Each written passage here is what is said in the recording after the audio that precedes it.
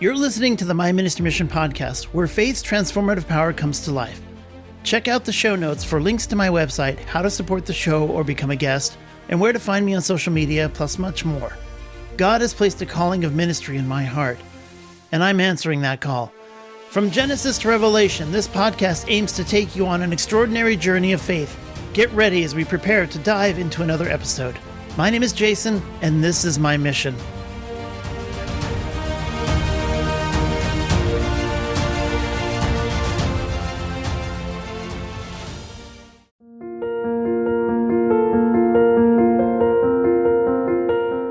Welcome, and thank you for listening. My name is Jason, and I'm your host. Any port in the storm suggests that any solution will satisfy our needs when difficult times come into our lives. I mean, why look for a perfect solution when a solution will do, right? Now, the first known use of this phrase was by an English author named John Cleland in his novel Memoirs of a Woman of Pleasure, better known as Fanny Hill, from 1749. But should we settle for any port? In Acts 27, we read about Apostle Paul when he was on a boat headed towards Rome, and his ship got caught in a storm, a devastating storm. But Paul wasn't alone. God was there giving him instructions. God told Paul exactly how to get through the storm. As we live out our lives, we face storms, but if we listen to the Holy Spirit, He will teach us how to get through the storms. He will direct us and tell us what to do so that we can deal with whatever we are facing. But the Holy Spirit only comes through our faith in Jesus Christ. And this is illustrated in Matthew 14, verses 22 through 33, with the story of Jesus walking on water. And we will talk about how it teaches us to trust Him even in the midst of life's most challenging circumstances. Why settle for any port in the storm when Jesus is the perfect port every time?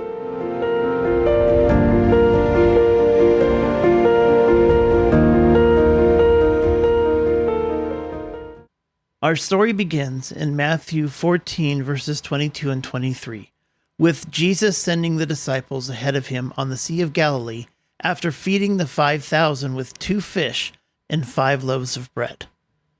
Immediately, Jesus made the disciples get into the boat and go on ahead of Him to the other side, while He dismissed the crowd. After He had dismissed them, He went up on the mountainside to pray by Himself. Later that night, He was there alone. So for whatever reason, Jesus decided that He and His followers should leave that area quickly. We know this because the word used here is anagazo, which represents being compelled or forced. Now, this could be because He was anxious to be alone and pray. Maybe He wanted to escape the crowd and rest, or maybe He wanted to avoid an uproar like we saw in John 6:15. And Jesus went up on the mountainside and He prayed by Himself. And while He was doing that, His disciples were facing turmoil. In Matthew 14:24, we read, "And the boat was already a considerable distance from land, buffeted by the waves because the wind was against it." Now, it may seem like Jesus kind of skipped out on the disciples to be in peace while they faced this storm. But this is somewhat symbolic, because it is believed that Jesus was praying over His disciples, representing how Jesus prays over all of us. Now, isn't it interesting that nobody bothered to ask Jesus how He would get to the other side of the lake or where they were supposed to land? But that being said, the Sea of Galilee is notorious for its sudden storms, so it wasn't really a surprise.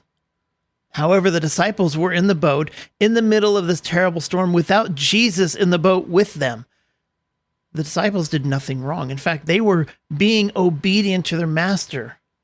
So sometimes we need to remember that our struggles are not a result of disobedience. In fact, they were facing the storm because they were obedient to Christ's direction. I mean, you and I can do everything in our power to be obedient to Christ, and yet still life will not be smooth sailing as it would be. Not all hardships are a result of bad choices. Now, the disciples fought against the storm for hours. In Matthew 14:25, we learn, shortly before dawn, Jesus went out to them walking on the lake. In other translations, it refers to this time as the fourth watch of the night. And that puts it somewhere between 3 a.m. and 6 a.m. But there they are, the disciples, with dawn coming soon, and they have been rowing against this fierce storm for what must have felt like an eternity. John 6:19 tells us that they were about 3 to 4 miles from shore, so they had been rowing a long ways by this point, and I'm sure they were exhausted and fatigued. When Jesus came to them, walking on water, verse 26 goes on to read, "When the disciples saw him walking on the lake, they were terrified.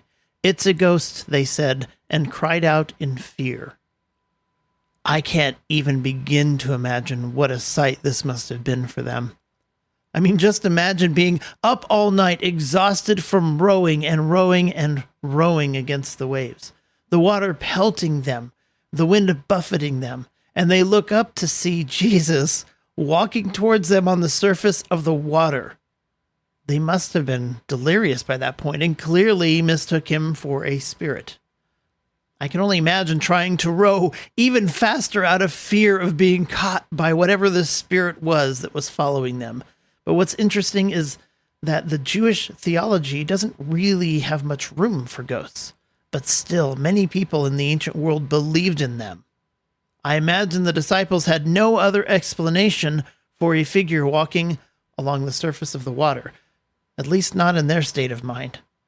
But in verse 27, Jesus tries to put them at ease. But Jesus immediately said to them, "Take courage, it is I. Don't be afraid." We see this quite frequently in the Bible, this use of fear not, or be not afraid, or have no fear. However, we also see in 1 Peter 2:17, show proper respect to everyone, love the family of believers, fear God, honor the emperor.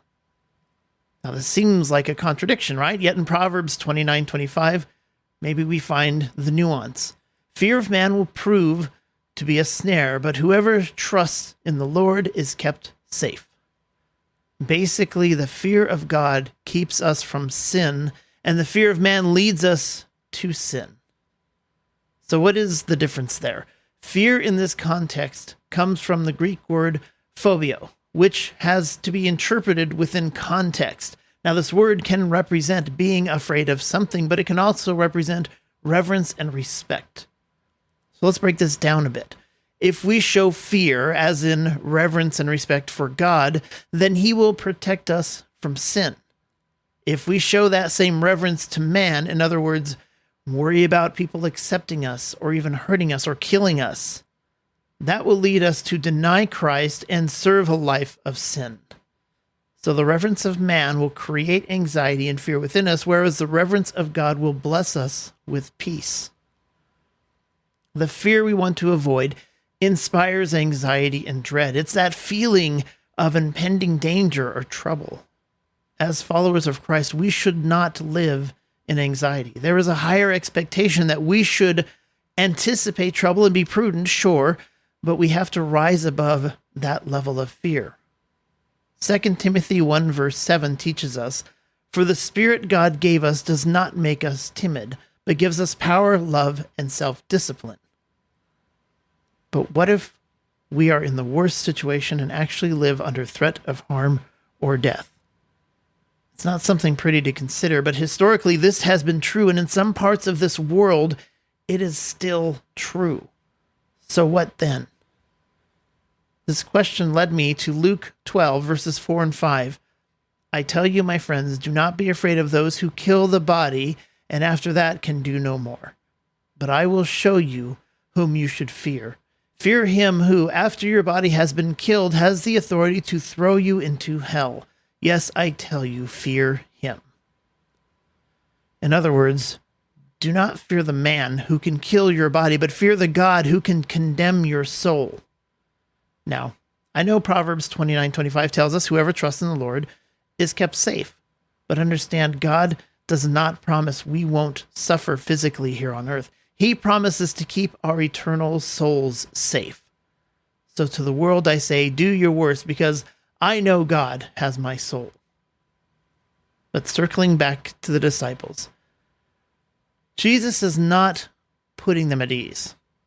He is reminding them not to let their fears take root in their hearts, not to let their fears control them. Now, in Matthew 14, verse 28, Peter says something quite remarkable. He says, "Lord, if it is you," Peter replied, "tell me to come to you on the water." Now, this is a dramatic response to the situation. They're out there in the middle of the Sea of Galilee, miles from the shore, in a boat being tormented by the storm. And here comes a figure walking on water that they've already feared to be a ghost. And when Jesus tells them not to be afraid, Peter challenges his identity by basically saying, "Hey, if it's you, you'd ask me to come walk on the water with you." Now, this seems like a very reckless way to validate someone's identity, but Peter was notorious for being a bit impulsive, though. So this reaction, it's kind of within his nature. Here's the catch. Even though it is translated as "if it's you," some scholars suggest that Peter's real meaning is more in line with "should it be true," or "since it is you, let me come to you on the water."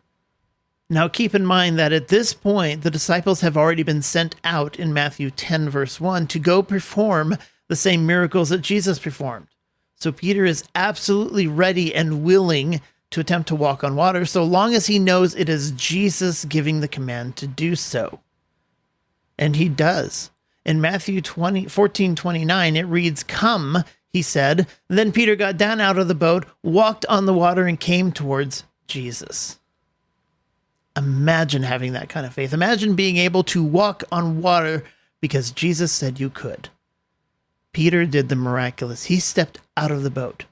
The only thing that was keeping him safe was the boat, and he left it to place his feet on the water and begin walking towards Jesus. Peter's impulsive faith allowed him to do what was hopelessly ridiculous by following the commands of Jesus. But impulsive faith also comes with impulsive doubt. In verse 30, it seems Peter's faith begins to falter. But when he saw the wind, he was afraid and began to sink and cried out, "Lord, save me." Peter wanted to be like Jesus. He wanted to do what Jesus was doing, and he asked Jesus to help him get out of the boat, help him walk on the Sea of Galilee. And under Christ's authority, he did just that.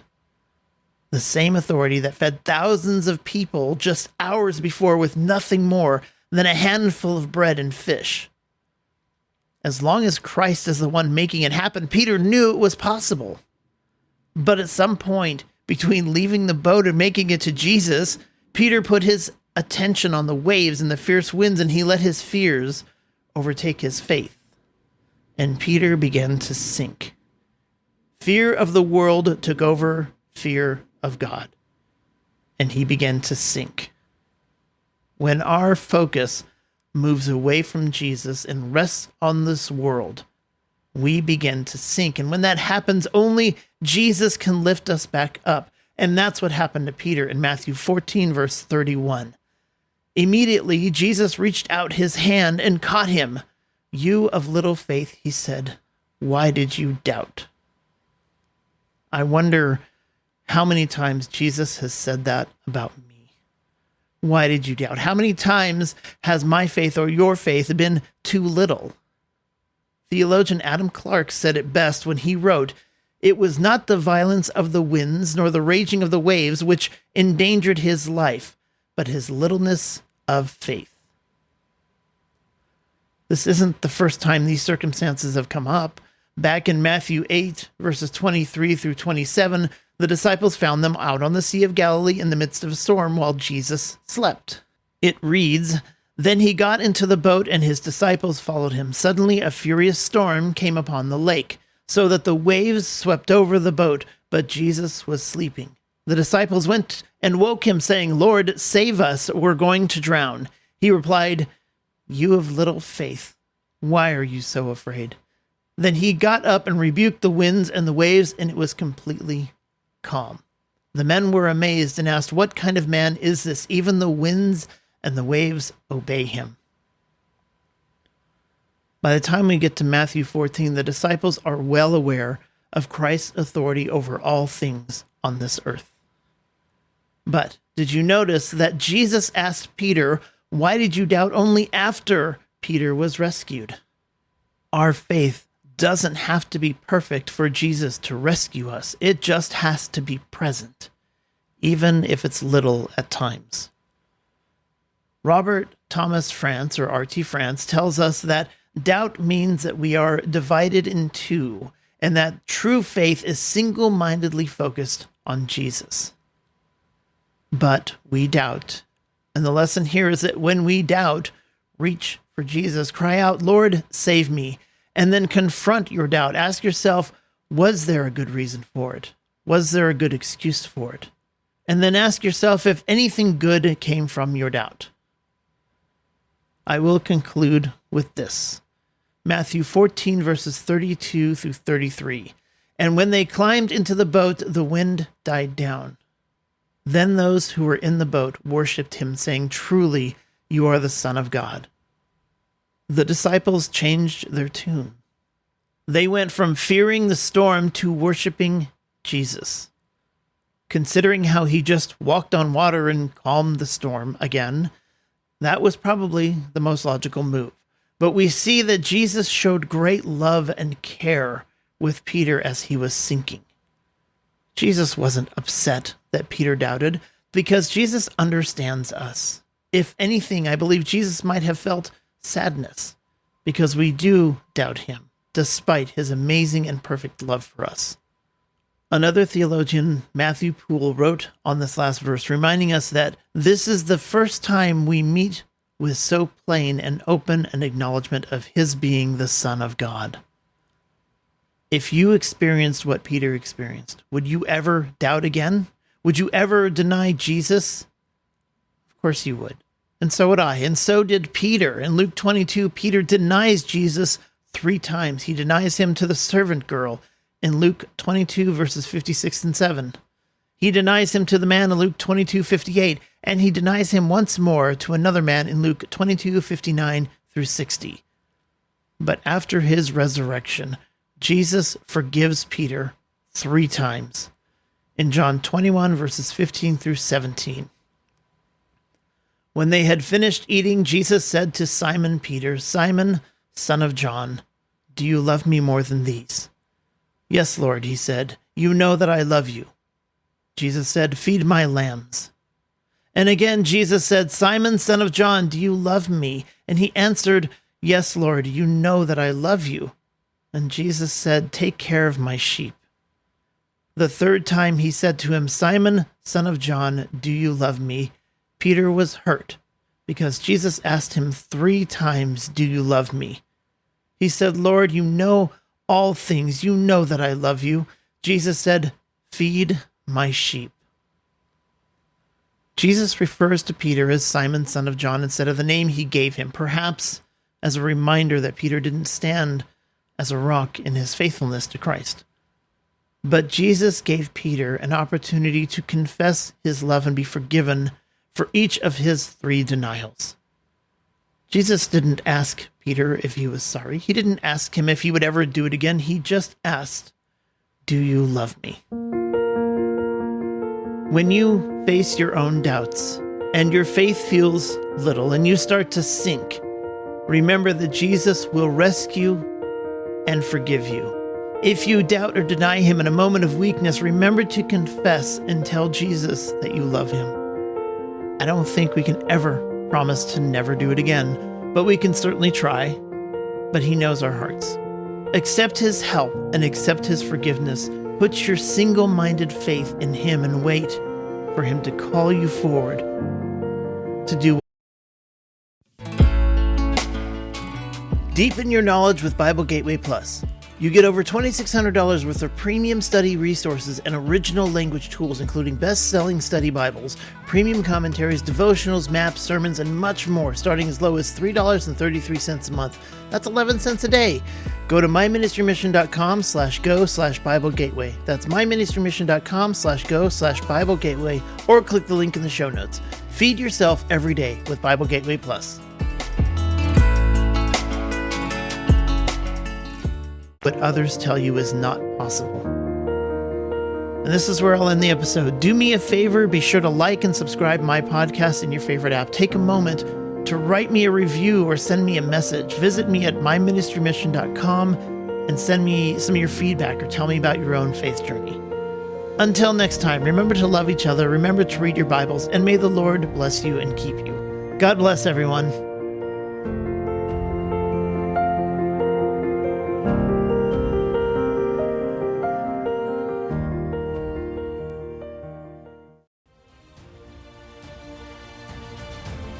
Thank you again for listening to the My Ministry Mission podcast. Please like and subscribe it on your favorite app. Remember to check the show notes for great links, and we'll see you next time.